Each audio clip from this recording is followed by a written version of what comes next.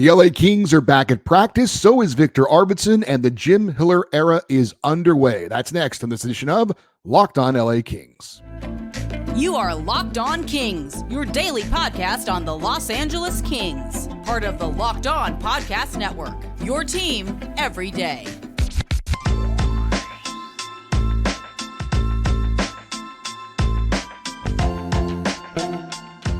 Hey, Kings fans, welcome to Locked On LA Kings, part of the Locked On Podcast Network, your team every day. Thanks for making Locked On LA Kings your first listen every day. We are free and available wherever you get your podcasts. We'd love for you to leave us a positive comment on Apple Podcasts if you're a fan of the show.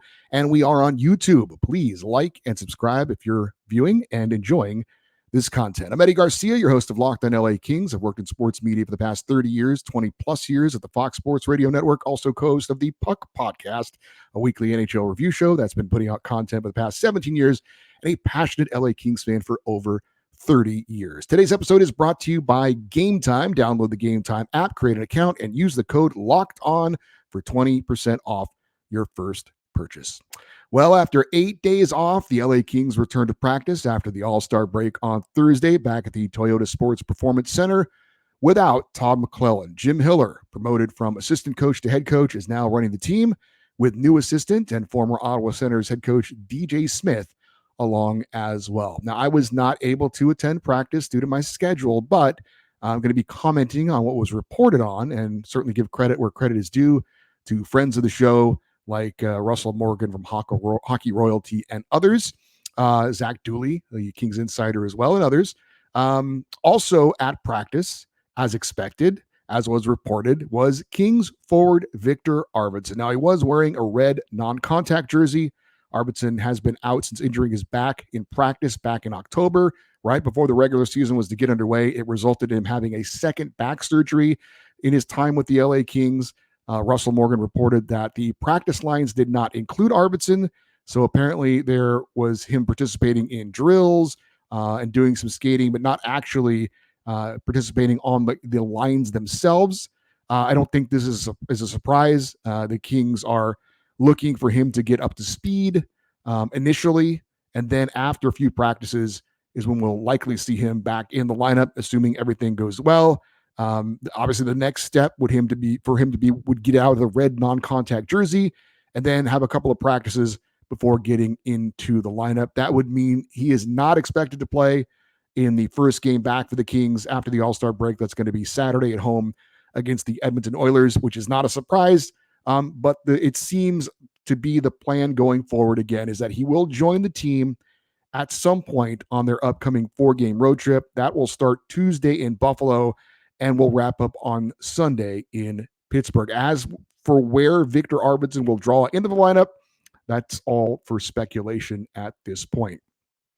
Now, Viktor Arvidsson, not the only Kings back at practice. Defenseman Brandt Clarke and forward Alex Turcotte also returning to the LA Kings. You may not be aware. You probably were with Clarke, but Turcotte and Clarke both went to the AHL, played a couple of games with the Ontario Reign before, just to get him some extra work in. And Clarke also took part, as you well know, I'm sure, in the AHL All-Star Game festivities as well. So again, Brandt Clarke and Alex Turcotte back up from Ontario and in practice with the LA Kings. There was one person not on the ice, and that was goalie Cam Talbot. But the guys over at Mayor's Manor reported that Talbot was given an extra day off because of his participation in the All-Star Game festivities in Toronto the past Thursday, Friday, and Saturday. So apparently he will be back at practice on Friday, and there's no cause for a concern as far as that goes. Now, as far as the lines in practice for the first practice under new head coach Jim Hiller, well, pretty familiar as far as what was reported. The top line, Anze Kopitar centering, along with Quentin Byfield and Adrian Kempe. The second line, Philip Deneau centering, along with Trevor Moore and Kevin Fiala. The third and fourth lines were a little bit of a jumble from what was reported, that Pierre-Luc Dubois was at center and Alex Laferriere was on the left wing. But there was a little bit of a rotation. Carl Grundstrom saw some time on the right wing. Arthur Kaliev apparently was rotating in there as well.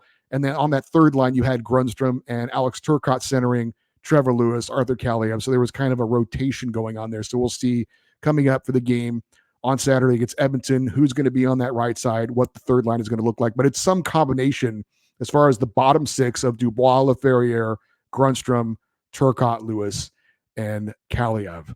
The defensive pairings, according to Russell Morgan, were a bit of a mix-up during drills. So we'll see if there's any changes on the back end. I guess most notably, be looking for the possibility. We talked about this with Russell Morgan the other day when he joined us about maybe getting Brandt Clarke and Jordan Spence on the ice together. That would mean that one of them would move over to the left side. We shall have to wait and see if that is something that they try or not. So for those of you looking for things to be really shaken up as far as the line combinations, maybe this is disappointing news. I'm personally not surprised, nor do I necessarily think it's a bad thing. I think the Kings and Jim Hiller want to see how this coaching change hopefully energizes things, how the break will kind of let the players reset a little bit. I think to do a complete, shuffling of the lines kind of going into that first game back, maybe the teams, having to adjust, and you're already adjusting to another new coach and things like that. So I get why they feel like maybe that's not the right thing to do right away. I also get some of the feelings as well that we've made a coaching change. Let's really change things up. I think they want to take this kind of incrementally and see how it progresses. So I'm not personally against not making any big changes for now. I did say, the other day that there are 14 games that the Kings have to work with before the trade deadline to kind of see where they are. And so there's a bit of a short runway to kind of figure things out. But I would say give the current lineup as it is a good 5 games to kind of see where we are. That would mean that, the home game against the Oilers and then the road trip, the 4-game road trip, you're probably going to kind of not make any major changes. However, it should be pointed out that it looks like Viktor Arvidsson is going to return on this road trip at some point. So that also would necessitate some form of changes. Maybe he just slots in on the third line with Pierre-Luc Dubois, or maybe he returns to the second line and Kevin Fiala has to drop down, or something else. We'll have to wait and see. So there not going to be any initial changes, at least for the Oilers game. But when Arvidsson returns, which is supposed to be on this road trip, obviously that will necessitate some moves. And not only as far as the lineup goes, but also with the salary cap issues the Kings have, and the restrictions are going to have on how many players are going to have on the roster, that will also bring about some changes as well, which could affect the lineup as well. As for the first practice under Jim Hiller, and again, credit to the guys over at mayorsmanor.com, they reported that Hiller was emphasizing speed in practice. That even included guys coming over the boards on line changes. And we've seen more than once over the last stretch of poor games that the Kings have had some bad line changes. Sometimes that's just timing. Sometimes that is just hustle. And it's a small thing that sometimes can lead to a big thing, but it's a very, very correctable thing. So just a small thing, but I like Jim Hiller emphasizing, again, you want it to be up-tempo. You want to see energy. And, again, that's something you can control. So just a small thing, but I like to, hearing that report. And we did have a quote from Drew Doughty. This is from our friend Russell Morgan, who said, Drew Doughty said after practice, quote, "We had an unbelievable energy at practice today." And you might say, well, yeah, you just had a week off. So you should be energized. I know there were reports that Adrian Kempe went to Mexico. I know some of the players after practice apparently said there was a small group that went to Hawaii. I think it was Kevin Fiala, Carl Grundstrom, Pierre-Luc Dubois. Maybe there was another player in there that I'm forgetting. So they definitely disconnected from hockey. But of course, while they were on their vacations, they also found out about Todd McClellan as well. So you would expect them after this break to come back in and have energy as far as being rested. But I don't think that's what Drew Doughty was talking about. I think he was saying with this new voice, with the emphasis, as we heard reportedly, on speed and quickness, that there was an unbelievable energy, and that's a good thing. And hopefully that can be sustained, not just for the first practice, but going forward into the games as well. Now, after practice, several Kings players also reportedly went out of their way to thank Todd McClellan for all he did while he was the head coach. And hopefully that'll be part of the motivation for the Kings to get back on track and, get going for this playoff push. Clearly McClellan was well liked and respected by the players. And, look, if they're any kind of decent human beings, they have to have a sense of responsibility for what happened. And I know we can all say, Todd McClellan will be fine, and he's making $5 million a year to not coach and all that kind of stuff. But again, knowing that you are responsible for someone losing their job, I hope, again, that's not a good feeling, again, that you feel some responsibility. And maybe you use that in some small way as motivation to get things going here down the stretch. And certainly with a coaching change, we have seen there can be a bump. I mean, the Edmonton Oilers are an extreme case of that this year. There are some circumstances surrounding Connor McDavid, which are a little bit fishy. But we've seen it as Kings fans as well. Daryl Sutter comes in 2012, and things change, and we go on and win the Stanley Cup. Now, is Jim Hiller another Daryl Sutter? Unlikely. He doesn't have the same experience, obviously, as a head coach that Daryl Sutter had. This is his first NHL head coaching job, and his demeanor certainly doesn't appear to be a Daryl Sutter type of demeanor as well. But it is a change. He gets his shot, and we'll see what he's able to do with it. What did Jim Hiller have to say after his first practice? We will talk about that here next on Locked On LA Kings, your team every day. We're driven by the search for better, but when it comes to hiring, the best way to search for a candidate isn't to search at all. Don't search. Match with Indeed. Indeed is your matching and hiring platform with over 350 million global monthly visitors, according to Indeed data, and a matching engine that helps you find qualified candidates fast. Ditch the busy work. Use Indeed for scheduling, screening, and messaging so you can connect with candidates faster. And Indeed doesn't just help you hire faster. 93% of employers agree Indeed delivers the highest quality matches compared to other job sites, according to recent Indeed surveys. Leveraging over 140 million qualifications and preferences every day, Indeed's matching engine is consistently learning from your preferences. So the more you use Indeed, the better it gets. Join more than 3.5 million businesses worldwide that use Indeed to hire great talent fast. And listeners of this show will get a $75 sponsored job credit to get your jobs more visibility at Indeed.com/locked on. Just go to Indeed.com/locked on right now and support our show by saying you heard about Indeed on this podcast. Indeed.com/locked on. Terms and conditions apply. Need to hire? You need Indeed. And did you know that even if you have a 401k for retirement, you can still have an IRA? Robinhood has the only IRA that gives you a 3% boost on every dollar you contribute when you subscribe to Robinhood Gold. But get this, now through April the 30th, Robinhood is even boosting every single dollar you transfer in from another retirement account with a 3% match. That's right, no cap on a 3% match. Robinhood Gold gives you the most for your retirement thanks to their IRA with a 3% match. This offer is good through April the 30th. Get started at Robinhood.com/boost. Subscription fees apply. And now some legal information. Claims as of Q1 10/24 validated by Radius Global Market Research. Investing involves risk, including loss. Limitations apply to IRAs and 401ks. 3% match requires Robinhood Gold for 1 year from the date of the first 3% match. Must keep Robinhood IRA for 5 years. The 3% matching on transfers is subject to specific terms and conditions. Robinhood IRA available to U.S. customers in good standing. Robinhood Financial LLC, member SIPC, is a registered broker-dealer.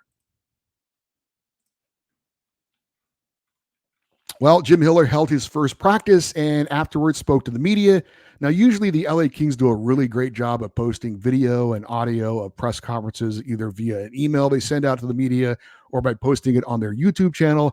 Unfortunately, as of about 7 p.m. Pacific time, that had not happened, and I needed to get a show out to you folks. So we do have some comments from Jim Hiller after practice that will be relayed using our friends of the show and the colleagues that cover the LA Kings.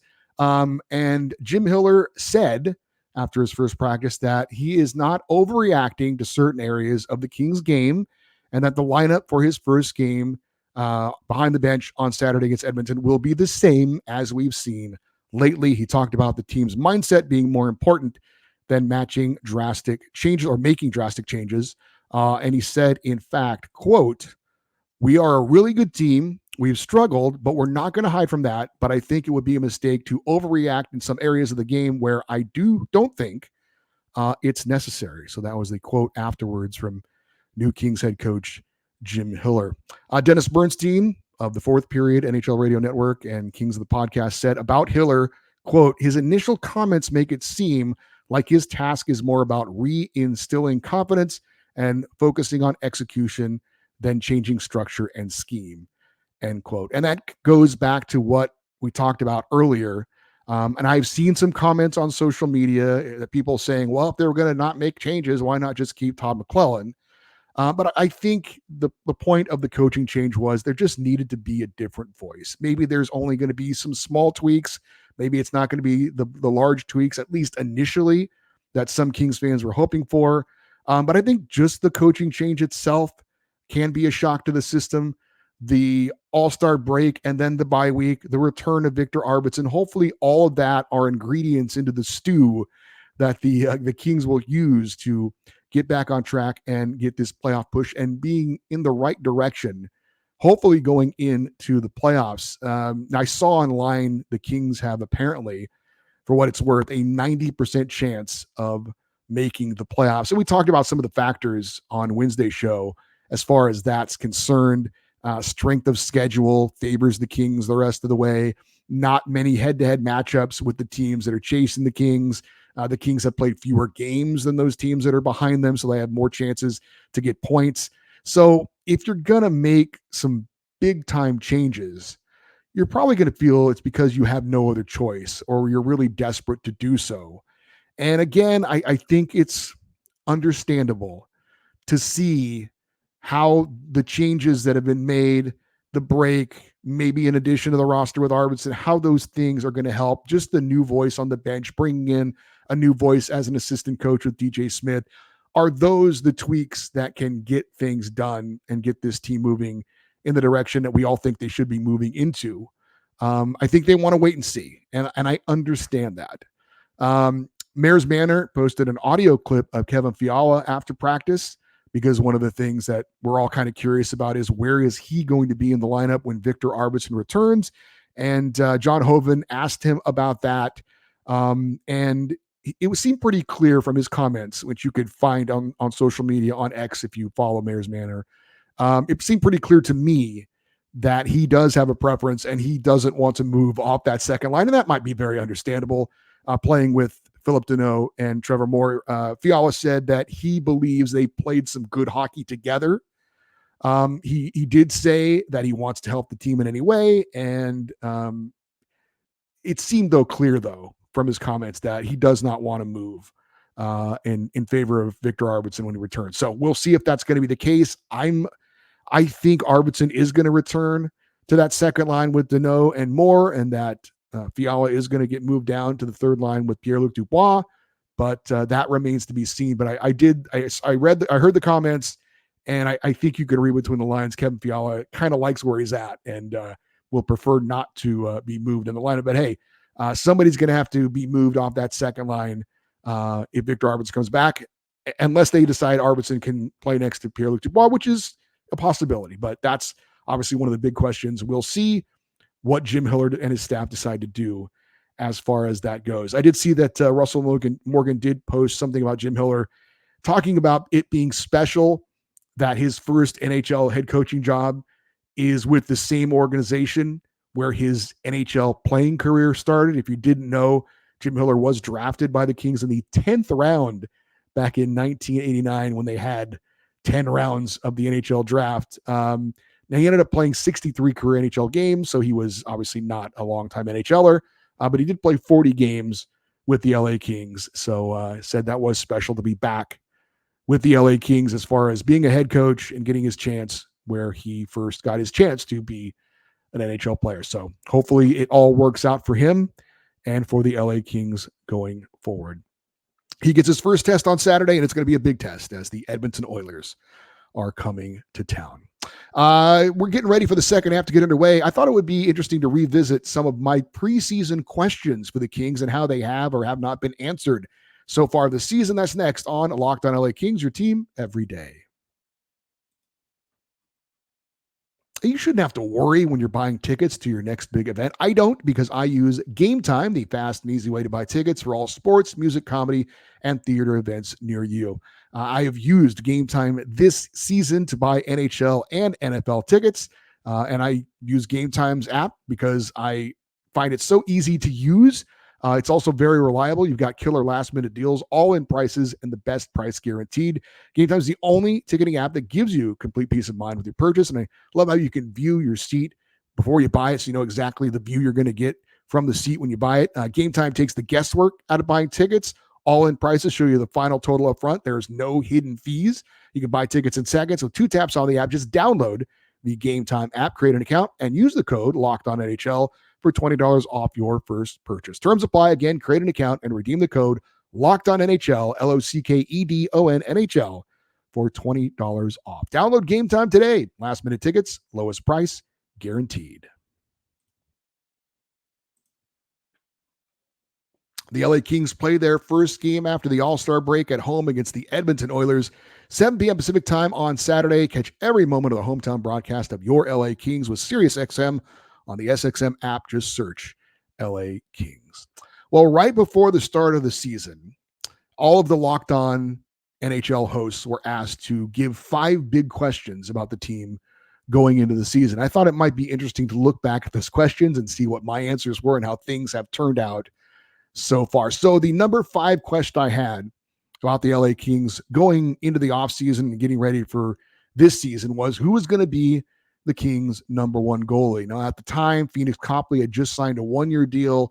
We still weren't sure if the Kings were going to try and re-sign Jonas Korpisalo, and Cal Peterson was still on the team as well. I said that I thought that Copley would get the chance to be the backup with the Kings, and that they would probably look to go out and find a veteran goalie to bring in to either compete for the job or have the number 1 job.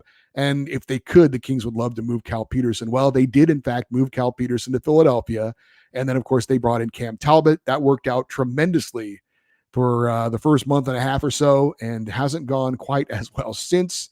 What Cam Talbot is going to bring to the table here the rest of the way certainly is going to be a big key for the LA Kings. As far as the number 4 question that was asked, which of any young player or players will make an impact with the Kings this season? Well, I had 3 names, and it's probably not going to shock you: Brandt Clarke, Arthur Kaliyev, and Quinton Byfield. Now, I said I thought that Clarke could be an impact player this season, but I did see him probably getting some time in the AHL. Remember, Sean Durzi was still on the team at this time, so we didn't know if there was going to be a spot for Brandt Clarke or not. Obviously, Durzi ends up getting traded. And, well, Brandt Clarke has gotten some experience. Certainly, he's done a great job in the AHL, but as far as being an impact player at this point at the NHL level, that obviously has not happened, so I was wrong about that. I was big on Arthur Kaliyev stepping in and almost kind of taking over, in a sense, some of the production lost with Gabe Vilardi gone, and that certainly has not happened. I thought he would have a bit of a breakout year, kind of like Gabe Vilardi did the year before. That has not happened, so much so the other way that Arthur Kaliyev could certainly be on the trading block here at the deadline, and we'll see if he gets more of a chance to play with Jim Hiller or not. But Quinton Byfield, I thought he would be better this year, but I still thought he was a year away from seeing what we're seeing now. But Quinton Byfield obviously has taken a major step forward in his game. It's been one of my favorite things to see so far this season. So Quinton Byfield doing a great job as far as young players impacting the Kings this season. He clearly has been that guy. And I had no clue Alex Laferriere would even sniff the NHL this year. So his story and the experience he's getting has been kind of out of nowhere. And we don't even really think about that at this point. The number 3 question was, which, if any, of the Kings' 2 trade deadline pickups will be back next season? And of course, that was defenseman Vladislav Gavrikov and goalie Jonas Korpisalo. I said at the time, I didn't think either one of them were coming back. But I certainly didn't anticipate some of the trades the Kings made, in particular, shipping out Cal Peterson and Sean Walker, freeing up some cap space.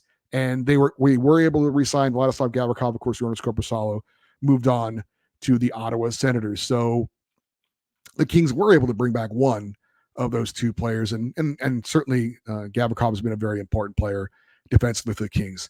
The second question I had would be, how would the Kings fix their penalty kill? Well, that's been the biggest success as far as the offseason questions, without a doubt. Number 1 PK for most of the season, still there. It's been the one rock, kind of the one anchor, the one thing the Kings have been able to rely on. Having that more aggressive mindset on the penalty kill has really worked out wonders for the Kings. And the number 1 question was, will the Kings make a trade before the season? Well, they certainly did. As I mentioned, Cal Peterson Sean Walker, Sean Dursey, all shipped out, as well as the big one, Gabe Vilardi, Alex Iafallo, Rasmus Kupari to Winnipeg for Pierre-Luc Dubois. And part of those moves helped the Kings to re-sign Vladislav Gavrikov as a result. So yes, there was a big trade that not a lot of us saw coming.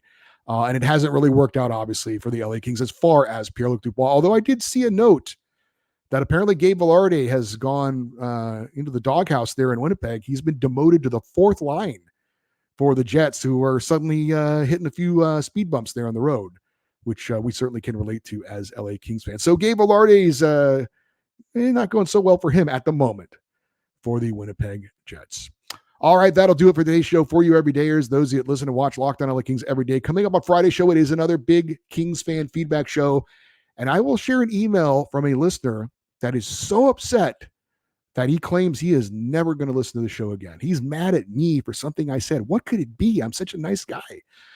Plus, there's still time for you to get an email in or two with what's going on with our LA Kings.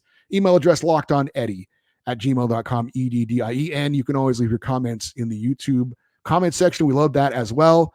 We'd love for you to stay interactive with us on social media, X, Twitter, Instagram. We're at Locked On LA Kings. I'm Eddie Garcia. Thank you, as always, for listening and watching this episode of Locked On LA Kings, part of the Locked On Podcast Network, your team every day. Have a great rest of your day. We will talk to you on Friday. And as always, go Kings, go.